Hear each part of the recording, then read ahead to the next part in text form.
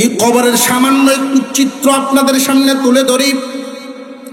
এমন কোনো মানুষ নাই যেই মানুষ কবরের জগৎ পাড়ি দিবে না, কারণ সেটা হলো পরকালের একটা স্টেশন। কবরের জগৎ কিন্তু থাকার জায়গা না, স্টেশন। রেল স্টেশন বলেন, বাস স্টেশন বলেন, বিমানের এয়ারপোর্ট বলেন, স্টেশন আছে না নাই? যাত্রীর মান যেমন, তার বাসস্থান বা বসার ব্যবস্থাটাও কিন্তু হয় তেমন।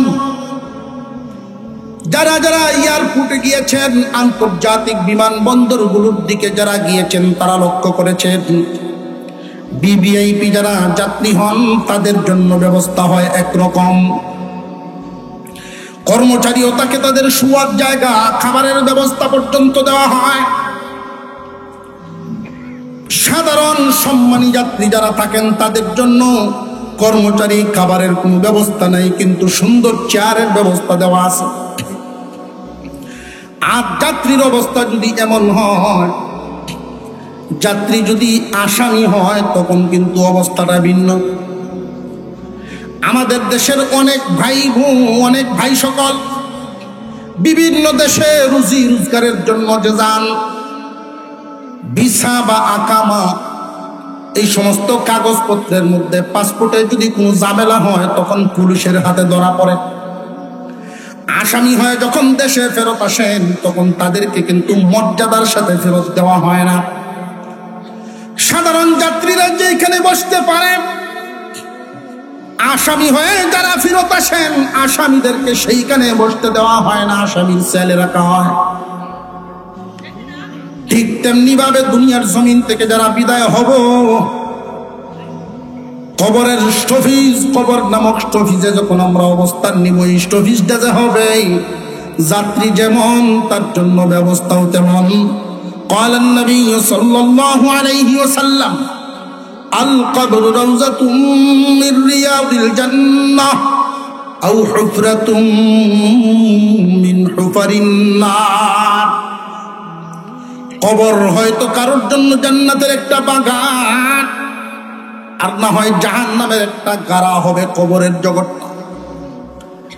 এই স্টেশনটাই তোমার অবস্থা, হয়তো সুখের না হয় দুঃখের।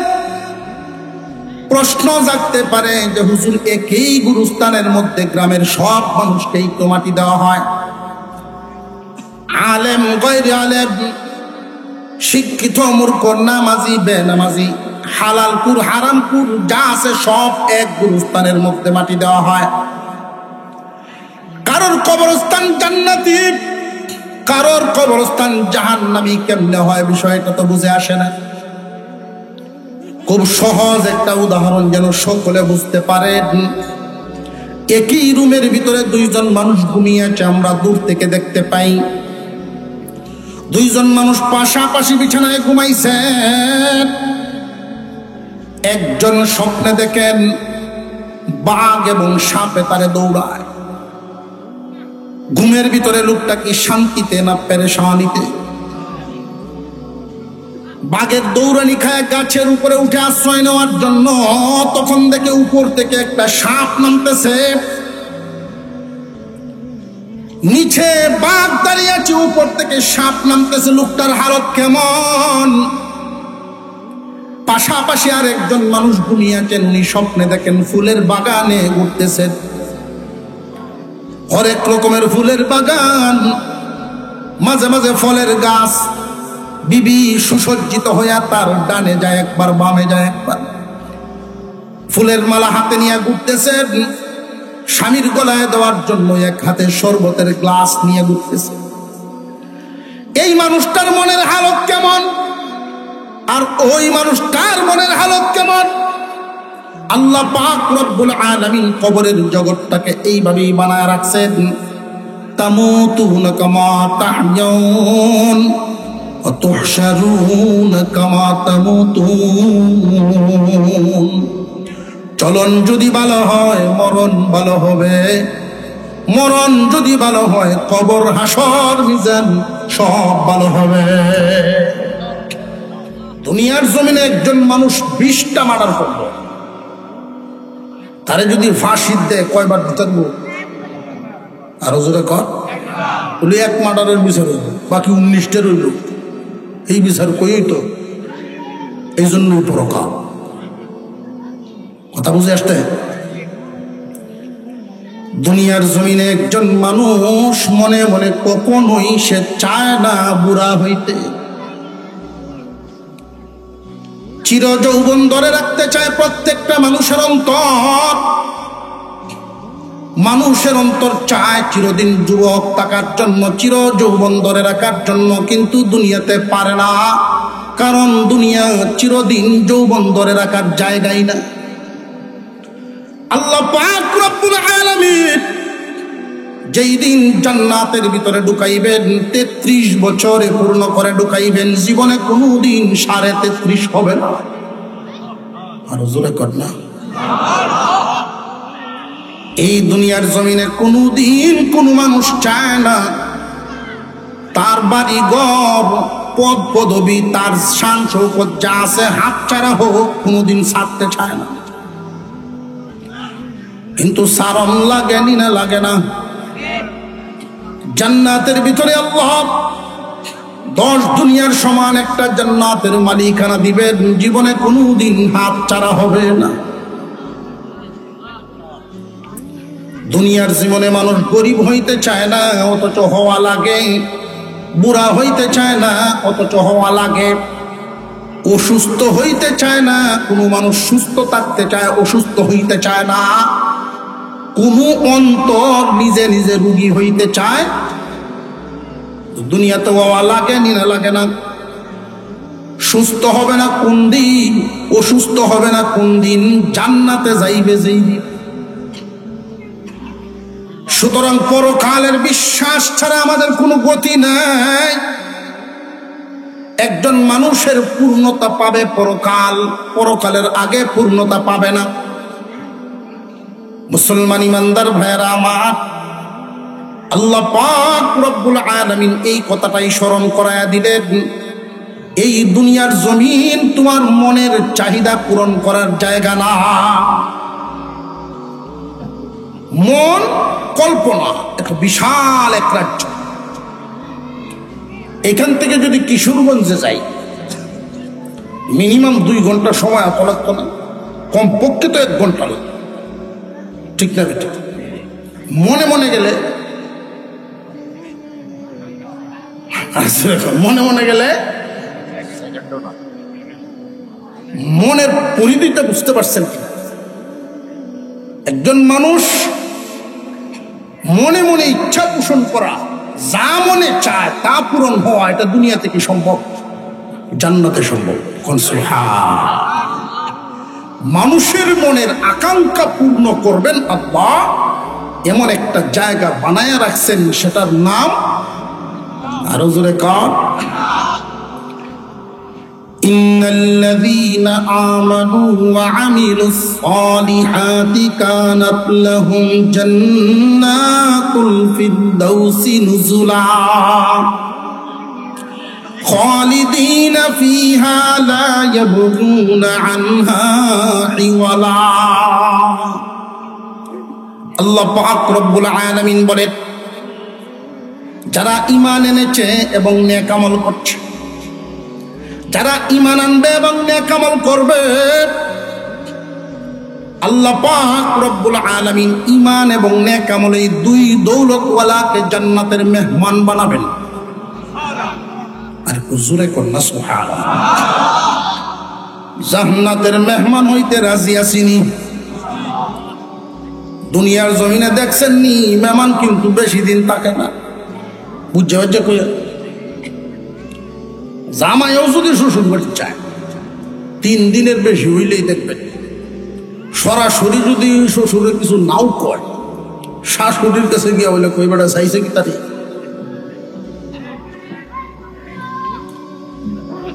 দুনিয়ার জমিনে একজন ভালো মেজবান যদি হয়, 3 দিন মেহমানদারি করে।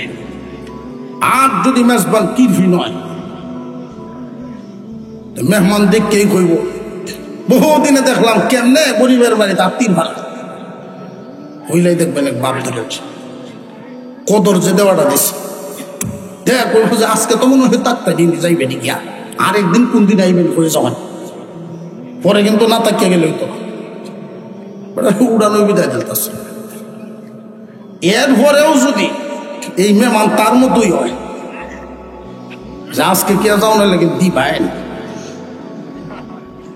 জুড়ে থাকি রে, এক দুই তো খাওয়াই দেখবেন জামাই বউ কাজ জন্য গিয়েছি মেহমান তো এমনি বিদায়।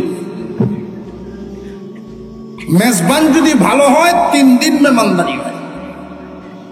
আল্লাহ যে আমাদেরকে জান্নাতের মেহমান বানাবেন, আল্লাহ কি আমাদেরকে 3 দিন বা কিছুদিন রাখবেন নাকি? পরের আয়াতে আল্লাহ বলেন খালিদিনা ফিহা লা ইয়াবগুনা আনহা হিওয়ালা, চিরদিন সেটাই থাকবা। সুবহানাল্লাহ, রাখবেন চিরদিন। হালত হইল মেহমানের, তার কারণটা কি? দুনিয়াতে কোন গরিবের বাড়ির মেহমানও যদি কেউ হয়, সকালে নাস্তা করার পরে দুপুরে কি খাবে এই চিন্তা মেহমানের না, বাড়িওয়ালা। মেহমান যেই বিছানায় ঘুমান, এই বিছানাটা পর্যন্ত বাস করার দায়িত্ব মেহমানের না, বাড়িওয়ালার। আল্লাহ বলেন বান্দা, দুনিয়া আর জান্নাতের বেশ কমটাই জায়গায় তোমার মনের সকল চাহিদা, যত আরাম আয়েশ আছে, মনে যা আছে সব জান্নাতের ভিতরে পূরণ করা হবে। দুনিয়াতে পূরণ হওয়া সম্ভব না। দুনিয়াতে মনে মনে কল্পনা বহুত কিছু করা যায়। বেড়ায় ফার্স্টে আর রোজ কামলা দেয়, যা কামায় সাথে সাথে শেষ, আড্ডা সাড্ডা মারিয়া। জমানির কোনো স্বপ্ন দেখতে পারে না, বেশা দিয়েও করতে পারে না। হঠাৎ একদিন একটা অফার পাইছে, ভালো একটা কাজ, জামাই যাইব শ্বশুর বাড়ি, জমিদার বাড়ির জামাই। এই লুকায়া প্রস্তাব দিছে, যদিও আমার জমিদারি নাই, বেয়াটা করছে জমিদার বাড়ি, বাপটা তো লয়ে যান লোক, তুই 3 দিনের কামলা হয়ে যাবি আমার সাথে। 3 দিনের কামলা হয়ে তোর পিছে পিছে ঘুরতাম জুতা মুতা লইয়া, কহ কামলার বাপ ধরিয়ে থাকবে, আমার পয়সা তোরে 50 টাকা দেব। তখনকার সময় 50 টাকা দেয় তো গরু কিনুন যায়, ওটা রাজি, ঠিক আছে। জামাই শ্বশুর ভাই রওনা দিল, এই কামলাও রওনা দিচ্ছে। রাস্তার দিয়ে মিষ্টি কিনছে, মটকা, মাটির মটকা আসিন আগে, মটকা ভরিয়ে মিষ্টি কিনে আর মাথা দিচ্ছে। জমিদার বাড়ির জামাই আগে আগে যায়, আর এই কামলা মটকা লয়ে ফিসে ফিসে যায়। ফিসেতে যায় আর চিন্তা করে 50 টাকা ভাই আমি 3 দিনে, 3 বছরেও 50 টাকা আমি কামাতে পারি না। তো এইদিকে যখন একসাথে ভাইতেছে, আর স্বপ্ন বার থাকতো না, স্বপ্ন পূরণ হয়ে যাবে। এবার 50 টাকা লইয়া একটা বহন বাসু কিনা, বছর ঘুরে এই রেগা বেরো। 2 বছরের মাথার আমার বড় থাকবো, 2 গরু দুধও দিব। এইভাবে যদি বছরে বছরে একটা হইলে বাছুর হয়, গরু একটা হইলে পারে, কয় বছর লাগবো আমার ভাড়া হইলে গরু? মনামনি দুধ বেচান, বছরে বছরে গরু বেচান। তখন তো বিছরা টিছরা বাড়ি ঘর যা আছে সব কমপ্লিট, এগুলো আমার হয়ে যাব। তখন বিয়া কোন বেড়ায় না দিব আমার টাকা, বিয়া শাদিও করবো, আমার ছেলে হবে একটা, ছেলের বয়স যখন 8-10 বছর হইব। আর আমি ধনী মানুষ, ধনী হইলে তো খাওয়া দাওয়া দেখবেন সাঙ্গুর চলে, ডাইনিং টেবিল, ডাইনিং টেবিলের মধ্যে ভাত বাড়া থাকবে, আমার ওয়াইফ রেডি হয়ে বসে থাকবেন, আমার ছেলে এসে বলবে আব্বু আম্মু ডাকতেছে ভাত খাইতেছে। এই সময় আমি একটু ভাব দিয়ে বলবো না আমি এখন খাবো না, পরে খাবো। এই মাথা 3 গুড়ান মারছে, মটকা গেছে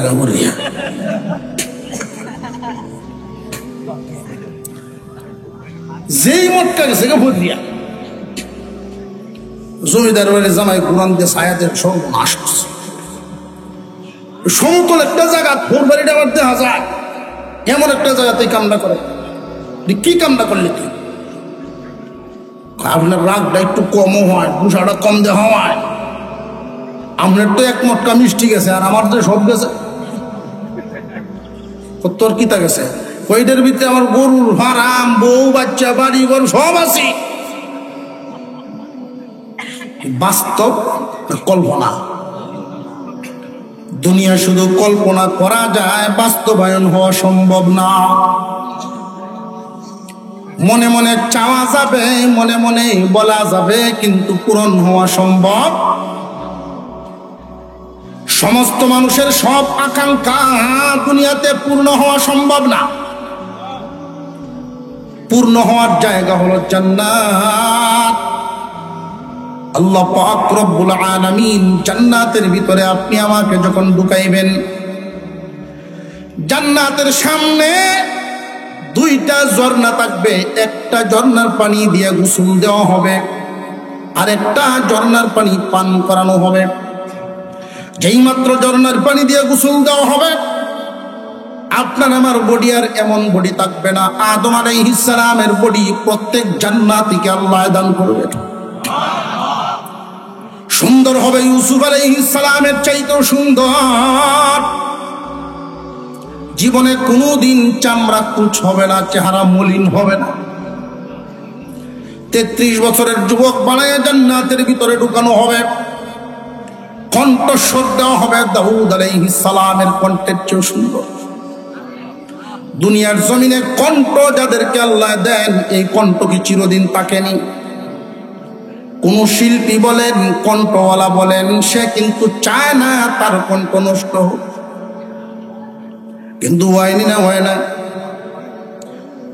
কত সুন্দর কণ্ঠের অধিকারী, যৌবন কালে কত সুন্দর কণ্ঠ বাজাইত। এই মানুষটা যখন বুড়া হয়ে যায়, তার কাশির যন্ত্রণায় 3 জনের ঘুম ভাঙে। এই পৃথিবীর জমিনে আকাঙ্ক্ষা পূর্ণ হওয়ার জায়গা না, মানুষের মনের আকাঙ্ক্ষা পূর্ণ হওয়ার জায়গা হলো জান্নাত। এখন আসেন, কিয়ামতের কঠিন ময়দান যে হবে, আমরা কি চিরদিন দুনিয়াতে থাকবো না পরকালে যাব? একটা কথা উত্তর দেন, সকলে মিলে উত্তর দেন। আমরা কি পরকালে যাব না যাচ্ছি? এটি তো বেশটা লাগছে। এই যে যাবো, যে এই বুঝেই তো আমরা বেশ লাগাইছে। যাব না, যাচ্ছি, যাচ্ছি, চলতেছি। নৌকার গোলুর মধ্যে দৌড়িয়া ইঞ্জিনের নাও সারিয়ে দিছে। বউ যাইতো চায় না, জামাই বাড়ি যাইতো। জামাই নৌকা দূরাত থইয়া আইসে শ্বশুর বাড়ি, তাইয়া খাওয়া দাওয়া করিয়া বউর সাথে বাইল গুল দিয়া, আও নদীর ভাড়া দিয়ে তোমার হলে একটু ঘুরি। সব মানুষজন ঘুমাই গেছি, বউয়ের হলে নদীর ভাড় দিয়ে আনে। এমনি কুলো দুটো না তুললে চলে না, তুললেই মাঝিরা কইছে স্টার্ট দেয়। নৌকা স্টার্ট দিছে। বেরি বাপের বাড়ি জোর ফিট দিয়া, স্বামীর বাড়ি জোর ফিট দিয়া, নৌকার গোলুর দূরে আমি যাইতাম না। বেরি যাইতো না, যাইতাছে নি। দুনিয়ার জমিন থেকে কেউ যাইতে চায় না, মরতে চায় না, অথচ আমরা চলছি তো চলছি।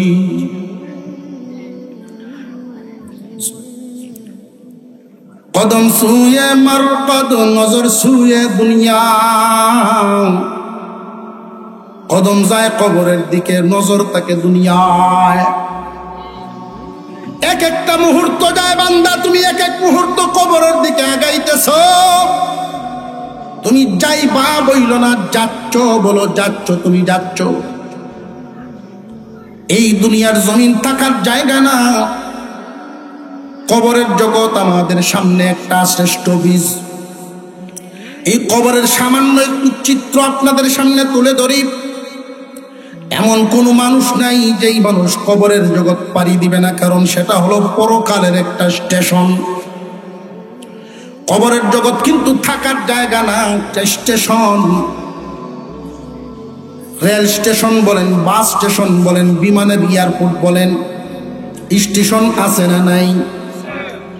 যাত্রীর মান যেমন, তার বাসস্থান বা বসার ব্যবস্থাটাও কিন্তু হয় তেমন।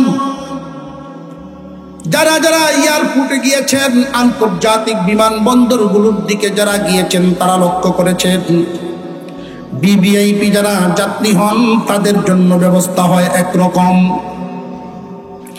কর্মচারীও তাকে তাদের শোয়ার জায়গা, খাবারের ব্যবস্থা পর্যন্ত দেওয়া হয়। সাধারণ সম্মানী যাত্রী যারা থাকেন তাদের জন্য কর্মচারী খাবারের কোনো ব্যবস্থা নাই, কিন্তু সুন্দর চেয়ারের ব্যবস্থা দেওয়া আছে। আর যাত্রীর অবস্থা যদি এমন হয়, যাত্রী যদি আসামি হয়, তখন কিন্তু অবস্থাটা ভিন্ন। আমাদের দেশের অনেক ভাই সকল বিভিন্ন দেশে রুজি রোজগারের জন্য যে যান, ভিসা বা আকামা এই সমস্ত কাগজপত্রের মধ্যে পাসপোর্টে যদি কোনো ঝামেলা হয়, তখন পুলিশের হাতে ধরা পড়ে।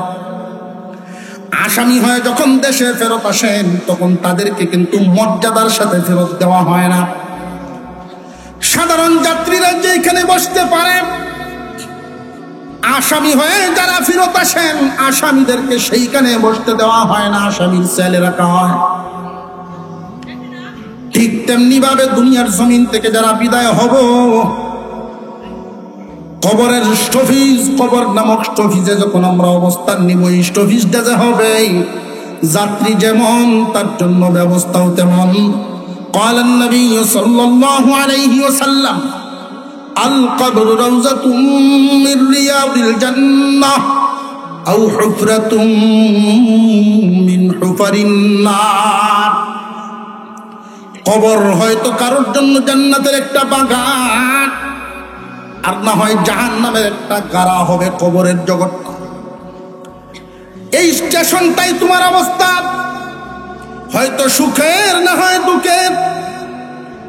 প্রশ্ন জাগতে পারে যে হুজুর, একই গুরুস্থানের মধ্যে গ্রামের সব মানুষকেই তো মাটি দেওয়া হয়,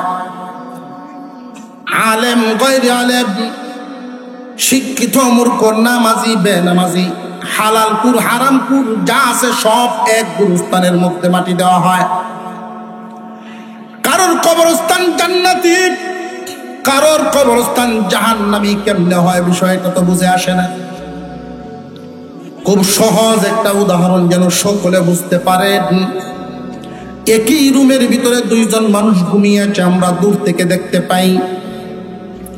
দুইজন মানুষ পাশাপাশি বিছানায় ঘুমাইছেন। একজন স্বপ্নে দেখেন বাঘ এবং সাপে তারে দৌড়ায়। ঘুমের ভিতরে লোকটা কি শান্তিতে না পেরেশানিতে? বাঘের দৌড়ানি খায় গাছের উপরে উঠে আশ্রয় নেওয়ার জন্য, তখন দেখে উপর থেকে একটা সাপ নামতেছে। নিচে বাঘ দাঁড়িয়ে আছে, উপর থেকে সাপ নামতেছে। লোকটার হালত কেমন? পাশাপাশি আর একজন মানুষ ঘুমিয়ে আছেন, উনি স্বপ্নে দেখেন ফুলের বাগানে ঘুরতেছেন। হরেক রকমের ফুলের বাগান, মাঝে মাঝে ফলের গাছ, বিবি সুসজ্জিত হইয়া তার ডানে যায় একবার, বামে যায় একবার। ফুলের মালা হাতে নিয়ে ঘুরতেছেন, স্বামীর গলায় দেওয়ার জন্য এক হাতে শরবতের গ্লাস নিয়ে ঘুরতেছে। এই মানুষটার মনের হালত কেমন, আর ওই মানুষটার মনের হালত কেমন? আল্লাহ পাক রব্বুল আলামিন কবরের জগৎটাকে এইভাবেই বানায় রাখছেন। তামুতুনা কামা তাহইউন ওয়া তুহশারুনা কামা তামুতুন। চলন যদি ভালো হয় মরণ ভালো হবে, মরণ যদি ভালো হয় কবর হাসর মিজান সব ভালো হবে। চলন যদি বাঁকা হয়, মরণ, কবর, হাসর, মিজান সব বাঁকা হয়। এই জন্য দুনিয়ার চাল চলন সোজা করে ফেলা উচিত। হাসরের মাঠের চিত্রটা আমরা একটু কম সময়ের মধ্যে একটু তুলে ধরি আপনাদের সামনে। কিয়ামতের কঠিন ময়দানে প্রথমেই যে বলেছিলাম, আমরা একদিন দুনিয়াতে ছিলাম না তো কোথায় ছিলাম, একদিন থাকবো না তো কোথায় যাব। মানুষ শুধু এক কথায় যে একদিন ছিলাম না একদিন থাকবো না, এই কথাটুকু যথেষ্ট না। যেদিন ছিলাম না কই ছিলাম, পরকাল বিশ্বাস করে না বেঈমান কাফের। কিয়ামতের কঠিন ময়দানে আল্লাহ পাক রব্বুল আলামিন আমলনামা বন্টন করাবেন, আমলনামা বন্টন করবেন। কাফেরদের বাম হাতে আমলনামা দেওয়া হবে, ইমানদারদেরকে ডান হাতে আমলনামা দেওয়া হবে। দুই দল দুই কাতার বন্দী। কাফেরদেরকে ঘোষণা করা হবে, তোমরা চিরস্থায়ী জাহান্নামী, জীবনেও কোনোদিন মুক্তি পাইবা না, তোমরা জাহান্নামের লাকড়ি হইবা। পরকাল তো বিশ্বাসই করছো না, পরকাল মানতাই না। আমি আল্লাহ যে আছি এটাও মানতা না, রূহের জগৎ ছিল এটাও মানতা না, পরকাল আছে এটাও মানতা না। তোমরা জবাব দিতা যা দেখি না তা বিশ্বাস করি না, তা মানি না। আজকে জাহান্নামে যাও, চিরস্থায়ী জাহান্নামী, জীবনে কোনোদিন মুক্তি মিলবে না। যারা ডান হাতে আমলনামা পাবে তারা হলো ইমানদার। ইমান নিয়ে যারা দুনিয়ার জমিন থেকে বিদায় হবে, পরকালের বিশ্বাস যাদের অন্তরে আছে, আল্লাহ যে আছেন এই বিশ্বাস তার অন্তরে আছে, কবরের জগৎ আছে এই বিশ্বাস তার অন্তরে আছে, আল্লাহর সামনে দাঁড়াইতে হবে, হিসাব নিকাশ দিতে হবে, জান্নাত জাহান্নাম আছে এই বিশ্বাস তার অন্তরে আছে। ওই মানুষগুলো ইমানদার, এদেরকে আল্লাহ ডান হাতে আমলনামা দিবেন। ডান হাতে যারা আমলনামা পাবে এরা সকলেই প্রমাণ হয়ে গেল চিরস্থায়ী জাহান্নাম থেকে বেঁচে গেল। কিন্তু খুব ভালো করে মনে রাখবেন, ডান হাতে আমলনামা পাইলেই শুধু জান্নাতে যেতে পারবে না। একদল চিরস্থায়ী জাহান্নামী হয়ে গেল কাফের মুশরিক বেঈমানেরা।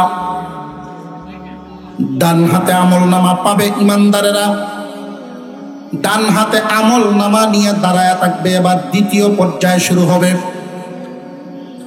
আল্লাহ পাক রব্বুল আলামিন সমস্ত ইমানদার ডান হাতে আমলনামা দানকারী তিন ভাগে বিভক্ত করে দিবেন। কয় ভাগ?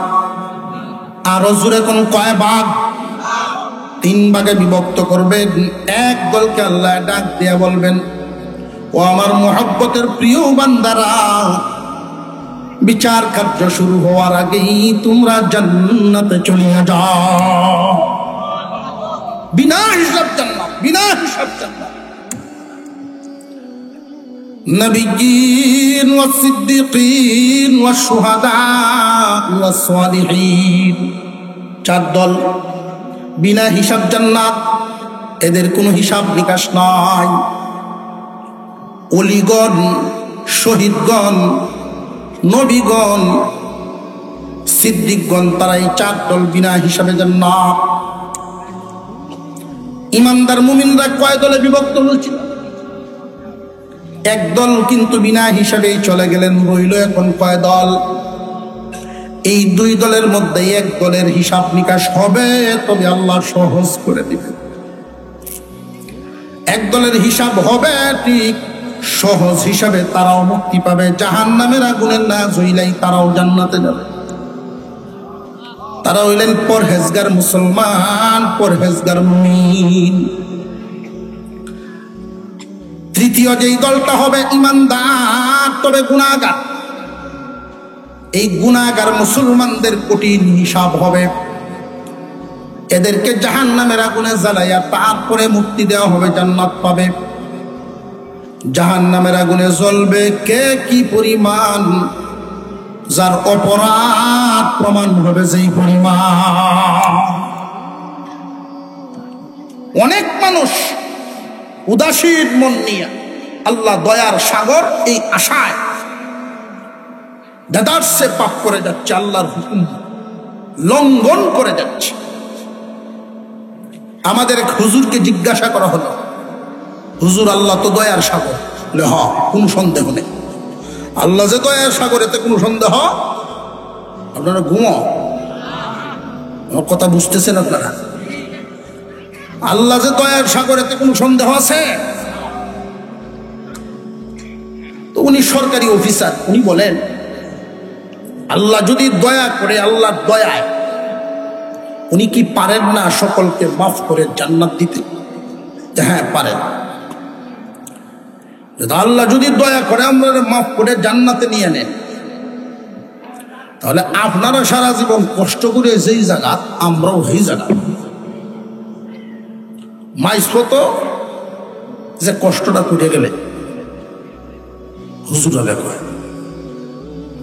মনে চাইলেও শেভ করতেন পারুন না, মুখ ভরে রাখছেন দাড়ি দিয়া। মনে চাইলেও একটা শার্ট কিনতারুন না, পাঞ্জাবি কিনছেন রসুলের সুন্নাত। মনে চাইলেও কেন যাইতেন পারুন না, আজান হইলে মসজিদে যাইতেন। আপনারা যেই জায়গা, আমরাও তো সেই জায়গা। আল্লাহ যদি দয়া করে নিয়ে যান। হুজুর উত্তর দিলেন, আপনি কি করেন? যে আমি একজন এডিসি। যে আজকে যদি বাংলাদেশ সরকার ঘোষণা দেন যে সরকারের বিশেষ দয়ায় এই দেশের যত সুইফার সব এডিসি হয়ে গেল, যত মেতর সুইফার সব এডিসি, এটা কি দেশের জনগণ মান্য আপনারা মানবেন? যেই কইছে যে সুইফাররা এডিসি সরকারের দয়ায়, তেলে বেগুনে চললে সরকারের মাথা খারাপ হয়েছে এই ঘোষণা দিত? যে সুইফাররা যদি এডিসি বানাইলে সরকারের মাথা খারাপ হয়, আল্লাহর কিতা খারাপ হয়েছে? ইচ্ছা মতো জীবন চালায়া তোমরা যাইবা সেই জায়গা, কন্ট্রোলের সাথে জীবন চালায়া তারা গেল যে জায়গা, তো অসম্ভব। যার অপরাধ যেই পরিমাণ সাজা ভুগবেন, সেই পরিমাণ সাজা ভুগার পরে দয়া। বুঝে আসতেছে? সাজা ভুগার পরে দয়া, এর আগে বুক ভরা আশা লইয়া বৈশা তাই কোনা সারা জীবন শুধু মন মতো চইল না। আল্লাহ পাক রব্বুল আলামিন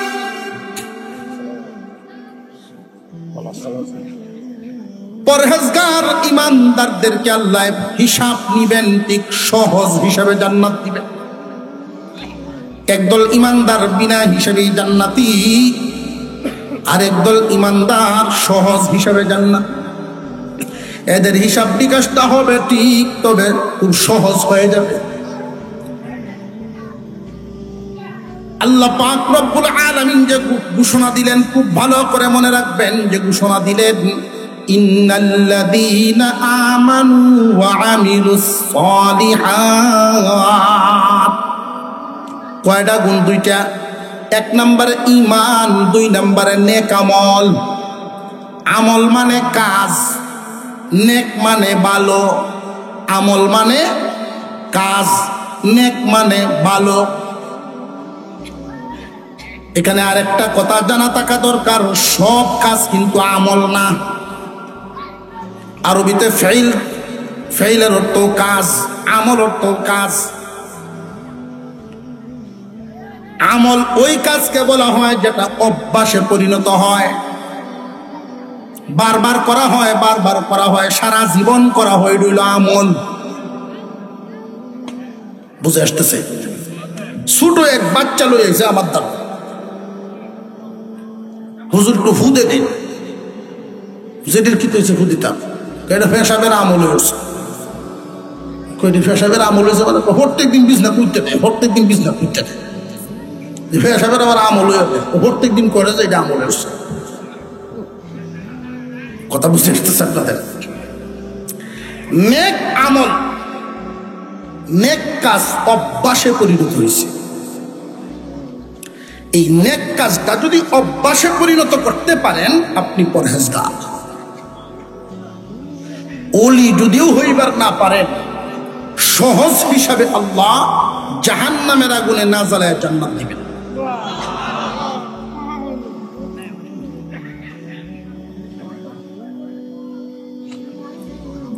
এই গুণটা যদি নিজের মধ্যে আনতে হয়, একটা স্লোগান মনে রাখবেন। আমি খুব ছোট করে কথাটা আপনাদের সামনে পেশ করছি, যেন মনে রাখতে পারেন সারা জীবন। ফরজ ওয়াজিব ছাড়বো না, হারাম কাজ করব না। ফরজ ওয়াজিব ছাড়বো না, হারাম কাজ। ওয়াজ কি লম্বা সুরা না, শুধু সংক্ষিপ্ত আকারের এই কথাটা। যারা ফরজ ওয়াজিব ছাড়ে না, হারাম কাজ করে না, তারাই পরহেজগার। ইচ্ছাকৃতভাবে ফরজ ওয়াজিব ছাড়ে না, ইচ্ছাকৃতভাবে কোনো হারাম কাজ সে করে না। শয়তানের ধোঁকায় পড়ে যদি কখনো হইয়াও যায়, এমন ভাবে তওবা করে, যখনই গুনার কথা মনে হয়, এই হারাম কাজটাই, হুকুম লঙ্ঘনটার কথা যখনই মনে হয়, তখনই কান্দে। যখনই মনে পড়ে তখনই কান্দে। আল্লাহ রব্বুল আলামিন অনিচ্ছাকৃত শয়তানের ধোঁকায় পড়ে যেই গুনাহটা করছে, এই গুনাহ আল্লাহ তার তওবার মাধ্যমে মাফ করে দেন। কিয়ামতের কঠিন ময়দানের চিত্রটা আমরা আরেকটু হিসাব করি। কাফেররা কি কোনোদিন জাহান্নাম থেকে মুক্তি পাবে না চিরস্থায়ী? আরো জোরে কোন। চিরস্থায়ী হইল কেন? পরকাল মানল না। দুনিয়াতে ছিলাম না, আসি, থাকবো না, শুধু এতটুকুই কথা না আরো আছে আগে পিছে? যেদিন ছিলাম না সেদিন কোথায় ছিলাম, যেদিন থাকবো না কোথায় যাব, এই কথাটা বিশ্বাস করার নামই হলো ঈমান। কিয়ামতের কঠিন ময়দানে কাফেররা চিরস্থায়ী জাহান্নামী বলে বিবেচিত হবে।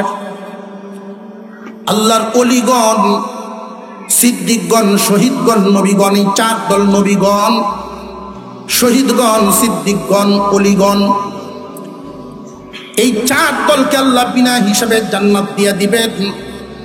হিসাব নিকাশ শুরু হবে ইমানদার আর পরহেজগার। এই যে দুই দল, ইমানদার, ইমানদার শুধু হিসাবটা কাদের হবে খুব লক্ষ্য করে বুঝেন। কাফেরদের তো কোনো হিসাব নিকাশ নাই, এদের হিসাব একবারেই। কাফেরদের হিসাব হবে একবার, ইমানদারদের হিসাব হবে দুইবার। কাফেরদের হিসাবটা ইমান আছে না নাই, আছে না নাই, হইল হিসাব। বাম হাতে আমল নামা পায়া চিরস্থায়ী জাহান্নামী, এখন আর হাসরের মাঠে তার জায়গা নাই, জাহান্নামে চলে গেল। একদল ইমানদার, ফার্স্ট ক্লাস, প্রথম শ্রেণীর যারা, তারা চিরস্থায়ী জান্নাতি হয়ে গেলেন, বিনা হিসাবে জান্নাতি। মাঝখানে রয়ে গেলেন ইমানদার দুই দল, পরহেজগার ইমানদার, গুনাহগার ইমানদার। দুই দলের হিসাব হবে, তবে দুই রকম। পরহেজগার কারা আর গুনাহগার কারা, এই দুই দলের তো হিসাব হবে। এখন হিসাব নিকাশ মিলায়া দুনিয়া চাটতে হবে, খুব ভালো করে বুঝেন। পরহেজগার হলো তারা ফরজ ওয়াজিব ছাড়ে না, হারাম কাজ করে না। ফরজ ওয়াজিব ছাড়বে না, হারাম কাজ করবে না, এটা যারা মনে মনে ইচ্ছা পোষণ করে, মজবুত ইচ্ছা করলো, সাধ্য অনুযায়ী চেষ্টা করে গেল, বান্দা যখন চেষ্টায় লেগে যান, মহান আল্লাহ তার জন্য রাস্তা সহজ করিয়া দেন।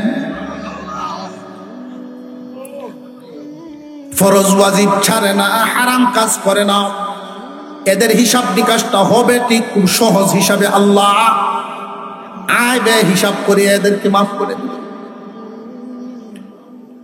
উদাহরণস্বরূপ তারে জিগাইব, এশার নামাজ তোমার উপরে ফরজ ছিল, আদায় করছো ঠিক, কিন্তু ইমামের পিছনে খারুইয়া গরিব দিকে তাকায় আসলা, টাইম দেখছিল কটা বাজে, দুষ ধরা পড়ছে নি? দুষ একটু ধরা পড়লো, এমনি আরেক আমল সামনে আনছে, এশার নামাজ পড়ে যে আবার কাজলা মাহফিল আইসি নিতে তো বালা কাম, ওই গ্যাপটাই মাহফিলের সব দিয়ে পূরণ করে দাও।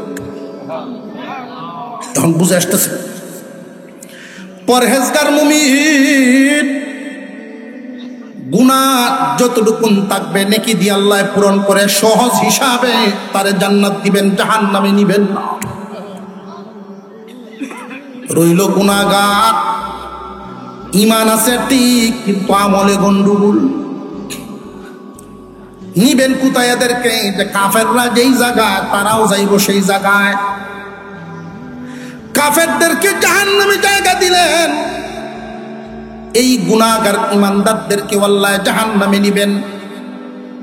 কেন জানেননি? পার্থক্য শুধু এতটুকু, ইমানের বদৌলতে সে চিরদিন জাহান্নামে থাকবে না, মুক্তি পেয়ে যাবে ইমানের উসিলায়। কাফেররা যেই জায়গায়, গুনাহগার ইমানদাররাও সেই জায়গায়। শুধু বিশ্বাস আর অবিশ্বাসের ক্ষেত্রে আল্লাহ পাক রব্বুল আলামিন এই গুনাহগার ইমানদার আর কাফেরদেরকে উদ্দেশ্য করে ডাক দিয়া বলেন, আমার খুতবার আয়াত, যেই আয়াত তিলাওয়াত করে ওয়াজ শুরু করেছিলাম, এখন ঘুরে ওই আয়াতে আসলাম। আল্লাহ বলেন, কাইফা তাকফুরুনা বিল্লাহি ওয়া কুনতুম আমওয়াতান ফাআহইয়াকুম সুম্মা ইউমীতুকুম সুম্মা ইউহয়ীকুম সুম্মা ইলাইহি তুরজাউন। কাইফা তাকফুরুনা বিল্লাহ, তোমরা কেমনে আল্লাহর সাথে নাফরমানি করো? আল্লাহর নাফরমানি করে কারা? কাফেররা, গুনাহগার মুমিনরা। কাফেররা নাফরমানি করে মানি হই না, আর গুনাহগার ইমানদাররা নাফরমানি করে, বিশ্বাস করে ঠিক, হুকুম মানে না। কথা বুঝে আসতেছে? আল্লাহ পাক রব্বুল আলামিন ওই কাফেরদের সাথে ইমানদার গুনাহগার ইমানদারকে সাজা দিবেন কেন জানেননি? যে ওরা বিশ্বাস না করিয়া অপরাধী, বিশ্বাস না করিয়া অপরাধী, তুই বিশ্বাস করিয়াও অপরাধী। ওরা তো বিশ্বাসই করে না, পালন তো করছে না, বিশ্বাসই করছে না। তুই তো বিশ্বাস করছিলে কিন্তু আমার হুকুম মতে চলেস নাই, তোর মন মতো চলছস। সাজা বুগিয়াল, জাহান্নামের আগুনে নিয়ে সাজা বুগানো হবে। তবে কাফেরদেরকে আর এই গুনাহগার ইমানদারদেরকে পুরানোর একটু বেশ কম আছে। এই গুনাহগার ইমানদারদেরকে আল্লাহ জাহান্নামের আগুনে নিয়ে পুরাবেন একটা কারণ, জান্নাত পবিত্রতম একটা জায়গা, আমাদের আকাঙ্ক্ষা পূরণের জায়গা, পবিত্র জায়গা। এখানে গুনাহ নামক অপবিত্র ময়লা সহ কেউ ঢুকতে পারবে না। গুনাহ নামক ময়লা সাফ করার জন্যই জাহান্নামে নেওয়া হবে, গুনাহগারকে জাহান্নামে নেওয়া হবে।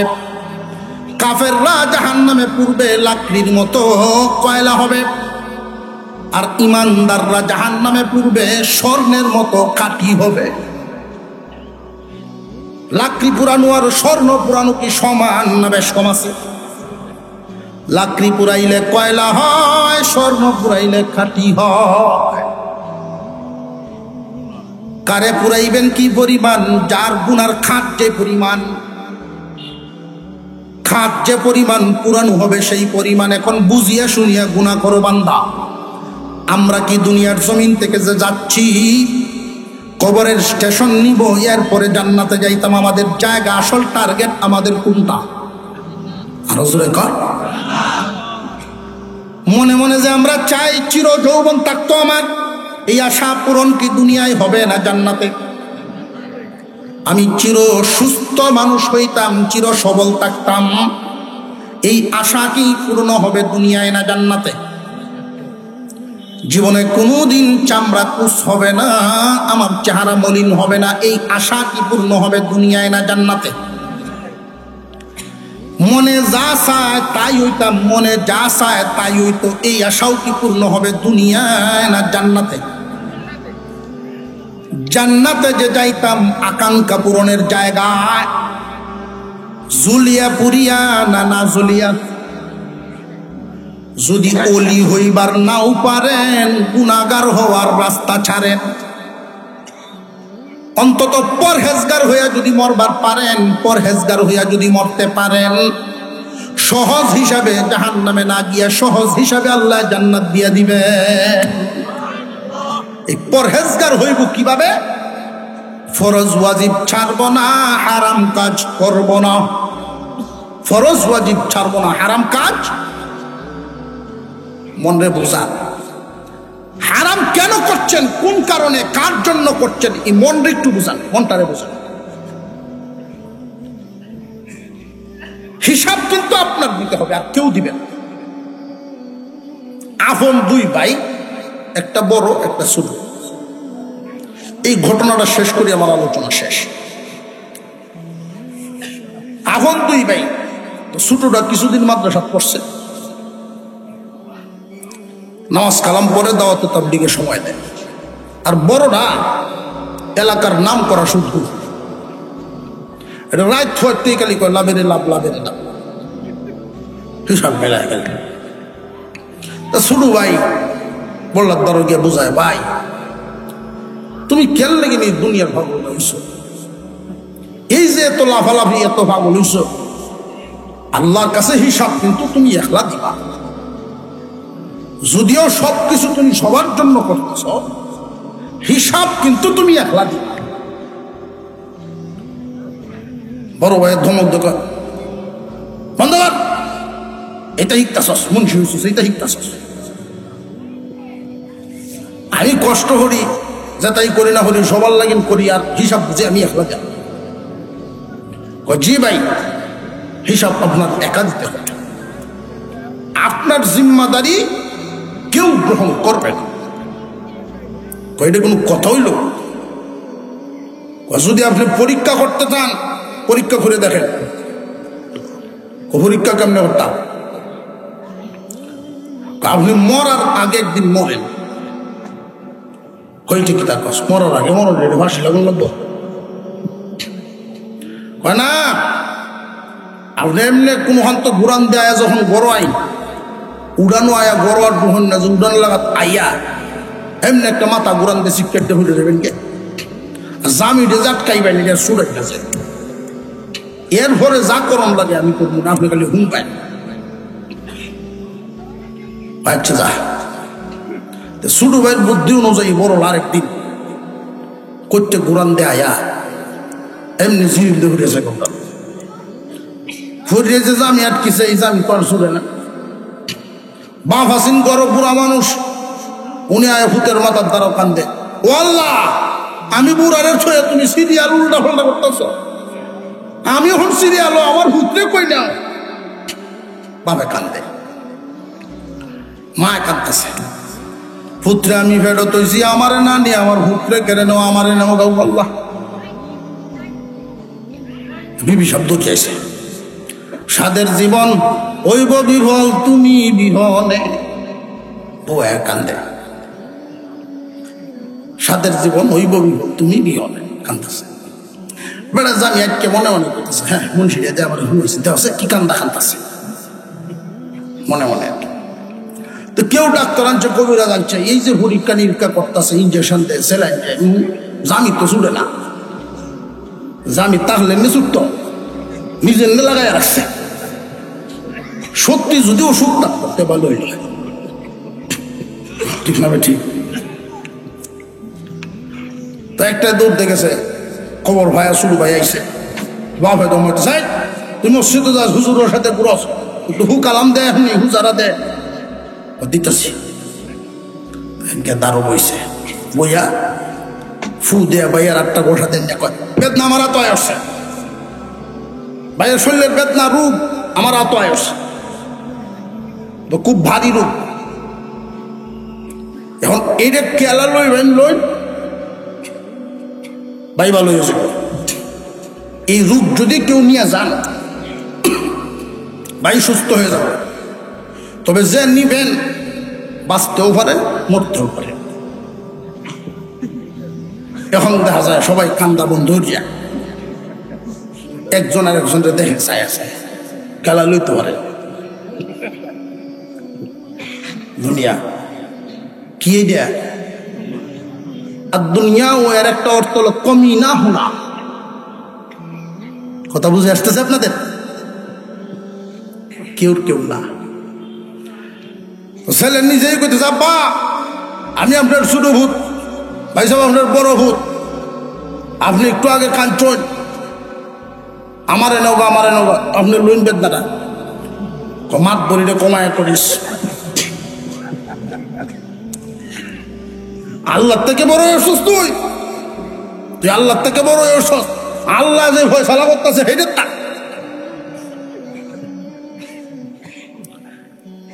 মা তুমি নাও, এবার তুমি লও, তুমি তো একটু আগে কাঁদছিলা শুনছি।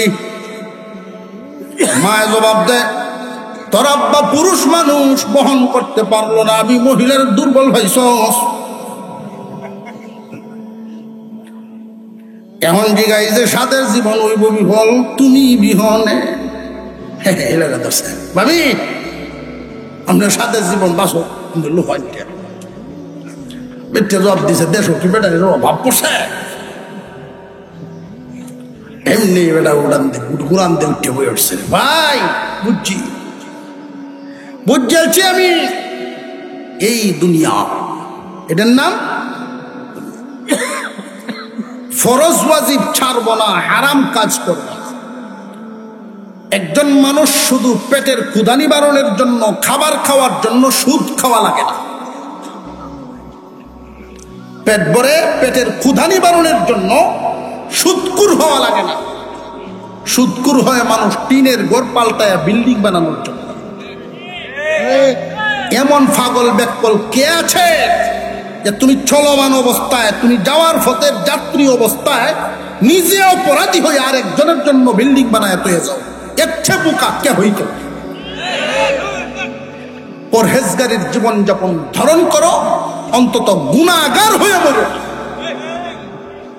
জাহান্নামের আগুনে জ্বলতে হবে, জ্বলবে কে কি পরিমাণ, যার অপরাধ যেই পরিমাণ। অপরাধটা একটু একটা দুইটা একটু বুঝাইয়া দেই। এক ওয়াক্ত নামাজ যদি কেউ ছেড়ে দেয়, আল্লাহর হুকুম ফরজ বিধান 5 ওয়াক্ত নামাজ পড়া ফরজ। একটা ওয়াক্ত নামাজ যদি এই ফরজ কেউ ছাড়িয়া দেয়, 2,88,00,000 বছরে হলো 1 হুকবা। এইরকম 80 হুকবা যোগ করেন, 80 হুকবা সম পরিমাণ সময় জাহান্নামে জ্বলতে হবে। 80 হুকবা জাহান্নামে জ্বলতে হবে 1 ওয়াক্ত নামাজের জন্য। 1 হুকবা সম পরিমাণ 2,88,00,000 বছর। 80 হুকবা জাহান্নামের আগুনে জ্বলতে হবে 1 ওয়াক্ত নামাজ। না পড়লে 2 ওয়াক্ত, না পড়লে এর ডাবল, 4 ওয়াক্ত না পড়লে তার ডাবল। নামাজ ছাড়বে যে যেই পরিমাণ জাহান্নামে সাজা ভুগবে সে সেই পরিমাণ। আল্লাহ আমাদেরকে বুঝার তৌফিক দেন, বলুন আমিন। আরো জোরে বলেন আমিন।